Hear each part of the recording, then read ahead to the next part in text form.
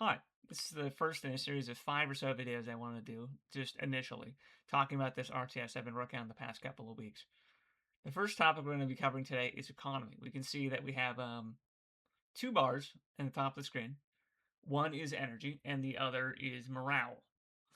Now, energy is used for everything and during construction. It's used in buildings, it's used in ammunition, it's used to power turrets of certain varieties, it's used for building infantry, vehicles, everything. So that's kind of like the one you'll be always going through like candy. The other one is morale. Morale is much more limited, but no less important. The main thing is that only building actual mobile units uses morale. But it's common that unless you're really keeping up well with your macro game, you're going to have a lot of excess morale sitting around. So what we're going to do here is we're going to start building some stuff to demonstrate this. We have, as it says in the upper left and upper right, 8 energy income and point 0.2 morale income, which isn't a lot. But if we're building something, we have manual labors, 1 morale, exosuit laborers, 1 morale, jet laborers, 1.5 morale. So like laborers are really low morale usage, especially when let's build an advanced one here. We can see that we're only draining like 0.1 morale per second building this guy. And that's because it uses a percentage of both the morale and the energy cost preserved between the two stats. Um, with a maximum build speed of I think like 15 units per second is what it does. So if we're building a jet laborer who has a value of 120 energy, it's going to take was it like 8 seconds to build him. But it costs a fraction as much morale as he does energy. So the morale consumption ends up being quite low by comparison. But we're going to want to get some actual energy underneath this for nightfall. So we'll be starting off by building just a little bit of power. We can build solar power to start. It's quite easy to do. Interesting. Is he not? Oh, there we go. Interesting. I'll have to look at that later.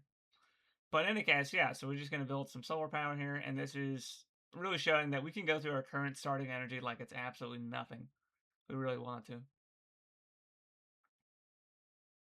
Okay, great. Now we've got that all covered. So now let's go and build what we're going to call stable power. We're going to build a fusion reactor. And yeah, this guy has listening problems. But yeah, with the fusion reactor, we're just going to be working on getting up something that doesn't depend on the time of day to generate energy. And that's going to be much more energy generated per second as well. Although, as you can tell, it is much more expensive to invest in, taking a significant amount of resources to build. That's not so bad on its own. Boom. Great. And yeah, that'll get us a nice income of energy. But we might also want to build more storage for prolonged activity. So we can build a lead silo over here, I guess. While we're doing that, we can have a guy come over here and work on some of our other stuff. We have an entire variety of things we do to generate energy in the top tier. We also have what we do to generate morale in the mid tier. And the bottom tier is all based on storage and some of the passive bonuses. But morale is much harder to come by. When you're really at the higher scales of the game, you're going to be pumping out a lot of units, so you're going to want a lot of morale. But morale is very hard to come by. It's a trickle in most cases. So what we're going to be doing is adding a few luxuries to our colony. We're going to build them in like the most robotic and uncaring way possible.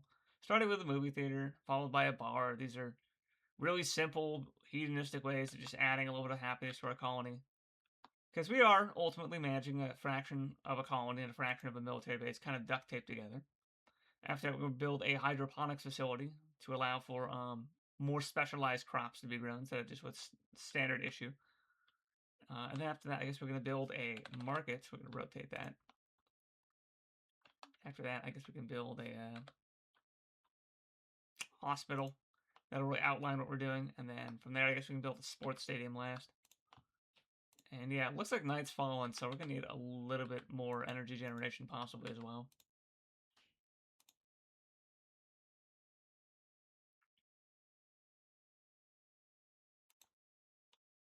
Good. Excellent. Actually, let's give these guys some orders first. Yeah, now you can see we're almost done building all of our morale structures we can build. And you can build duplicates, and there's actually kind of benefits to building duplicates even. Um, But the main problem with building duplicates is that they get diminishing returns based on the type. Movie theater has extremely high diminishing returns because there's only so many people need to go see movies. Bars, however, are very social gathering. People like hanging out at bars, so yeah, those are very common to have duplicates of. Meanwhile, but a bar does not generate as much initial morale as a movie theater does, so it's kind of like this double-edged sword. A great example is to be the sports stadium. You don't get any benefit at all from building more than one sports stadium, which is kind of unusual actually. But compared to the hospital, which has very low diminishing returns, the sports stadium's one-time big hit of morale is quite nice. Looks like we're about where we want to be for morale generation. We are at between 3.4 and 3.6 is trying to tell us. But what we can do is start doing some actual activities of building stuff. So now we have a really strong morale. We can just start cranking out units, presumably. So we're just going to build, just make a bunch of those guys. You can see that we're using about 1.2 per second, just making a line of like actual military units. Might be able to increase that actually if we put in some effort. Maybe, maybe not. Let's go. Some formal riflemen.